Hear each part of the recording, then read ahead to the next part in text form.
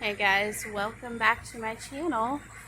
It is Tuesday and I thought I would come on here and talk a little bit about just kind of a life update and also something really exciting that has happened lately that's also impacting our savings goals and then some grocery stuff, because you guys know I love to talk about saving money on food and things like that. So first of all, our church surprised our family with tickets to the Creation Museum and the Ark Encounter in Kentucky.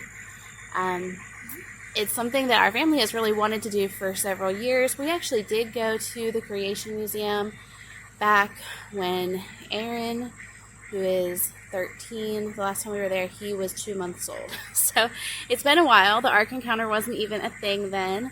And we've talked about it, we've talked about it for vacations and things like that, but it hasn't ever worked out. I mean, the tickets themselves are pretty pricey for, 10 of us to go, and then, traveling there and back and hotels and food and all that stuff. It has never worked out for us to get to go again. And I think I had talked in maybe my last video about trying to save money to go on a trip at Christmas. So I told you guys probably a couple months ago that we were helping with our church's tent revival, and I kind of volunteered to take on the food aspect of that because I enjoy cooking, I enjoy shopping for food, I enjoy seeing how cheaply we can feed a crowd of people. It was such a blessing to get to do it, and I felt really confident in it. I was prepared really well, and anytime I asked for help from anybody in the church for serving things or preparing desserts or anything like that, they were all more than willing to help. And so we had done that, and then I also kind of head up, along with my husband, our homeschool co-op, and that was just because we wanted to have a co-op. And so for us to be able to do it, we just said, okay, we'll kind of head it up, but we don't do everything, not even nearly everything for our co-op. We just kind of facilitate it and do the planning and make sure everybody gets the memo about things and stuff like that. But anyway, so after the tent revival, okay, we'll get it. It's in... Okay, distractions. Anyway, so a month after the tent revival, we were called to the front of the church, and our church family had taken up an offering and got enough money to buy our tickets for the Creation Museum and the Ark Encounter, which is so exciting. And then we were, like I said, planning on going on some kind of a Christmas trip. Last year we just did one night away at a hotel in a town an hour from us. The year before we spent 2 nights, I think, maybe 3 nights in Lancaster, and we did a train ride and things like that. And so we were kind of trying to decide, what are we going to do about a Christmas trip? Where would we like to go? And we did have some ideas. We were thinking maybe we would go to North Carolina to a small town, just for maybe 2 nights or something like that. Something where we could just kind of, do the small town life kind of thing and not have to pay for admission to anything, because, like I said, admission for 10 people is a lot. But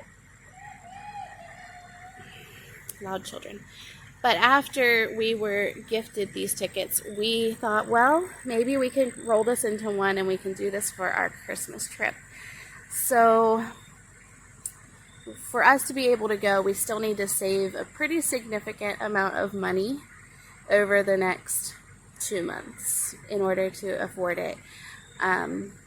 We have some money set back already, but because we really want it to be a nice trip, and really we would need, it'll take us 8 hours, I think, to drive there, and then we'd have to spend a night, do the Creation Museum at least, spend a night, do the Ark Encounter, spend a night, drive home. So that's a minimum of 3 nights, and we were actually thinking maybe 4 nights. for our big family. And so our church also gave us $200 toward our trip, and so that'll cover our fuel to get there, I think. And so that's off of our plate of things that we need to save money for. But we are really trying to pinch pennies and things like that in order to be able to afford to go at Christmas time. And if we don't go at Christmas time, it's not a big deal. We will just go once we have the money saved up, because also we are going into unemployment time. Usually Dan's unemployment starts somewhere between Thanksgiving and Christmas. I'm pretty sure it's going to start sooner than that. I would say maybe in the next couple of weeks. And that cuts our income in half. So saving money while doing that is also a struggle. So we've been trying to do some things to get ahead of just things we know we're going to have to spend money on, and spending it now while we still have a bigger income. And so we've been working on repairing cars. Right now he's working on brakes on his pickup truck. He did wheel bearing on the van. We have to do struts on the minivan, and then we still have to do an oil change in the minivan as well once that's over. But just kind of going over everything, looking around and seeing what are some things that are really going to cost us money in the next couple of months that we could maybe do now. Because even though we're saving money, putting money into savings, all that, we know there's going to be things that come up. And so we're just trying to get ahead a little bit on things that might be on the verge, of needing done. So one thing that we're doing to save money is we are trying to cut back on food spending, household goods spending.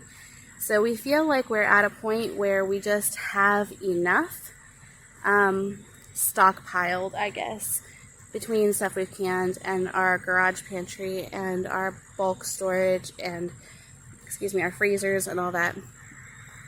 I think we're at a good place. There's a balance, between keeping yourself prepared, making sure that you have enough, and going overboard and not being able to use it before it goes bad. So we are at that point where we have enough. We don't really want to go backwards a lot, but we don't need to continue building it. So we're just going to be replacing what needs to be replaced from here on out, or things that are just such a good deal that we can't pass them up. So today we're going out. I'm taking my daughter up to meet my mom. She's going to go stay with her for a few days. And I have 3 things on my grocery list for this week. I need milk, I need onion powder, and cayenne pepper. So those are the 3 things that I'm looking for. Unless I see something else that is amazing, I'm not buying it. That's kind of hard for me. Like, I'm planning on making a casserole tonight. It calls for mayonnaise. I know I still have part of a jar in the house and a whole nother jar in the pantry, and it's taking willpower to not buy more mayonnaise, but I really need to get through all of it so that I don't buy another one and shove it in and not get through it all before it would expire. So that is the plan, and I'm excited to see, can we do this? Can we save enough money to take a vacation while Dan's on unemployment? I don't know, but it'll be exciting to see. So I think the kids are about ready. We're going to head out. We're going to go to the library first, and then we're going to go up and meet my mom and get these few groceries.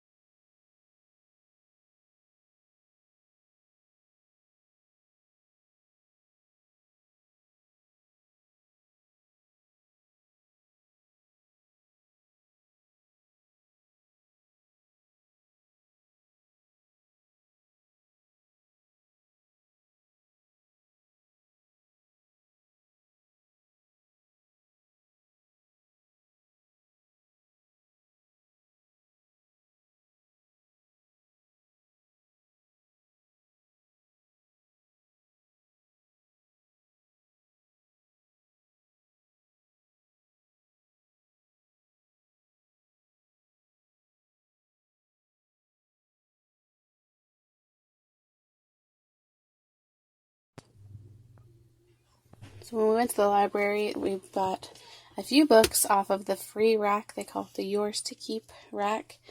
The kids got a few things, and then these are the ones that I picked up. Thought I would share them. Of course, I haven't read them yet, so I don't know if they're good or not, but this is what looked interesting.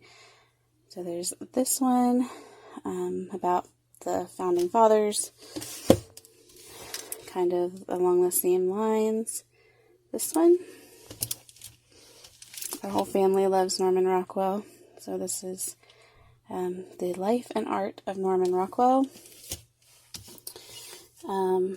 This is about Emily Dickinson. This one looks super interesting. It's just a collection of pictures and things that were written on the backs or whatever that kind of tell the story of history. And I love that, so I'm excited to look through that one.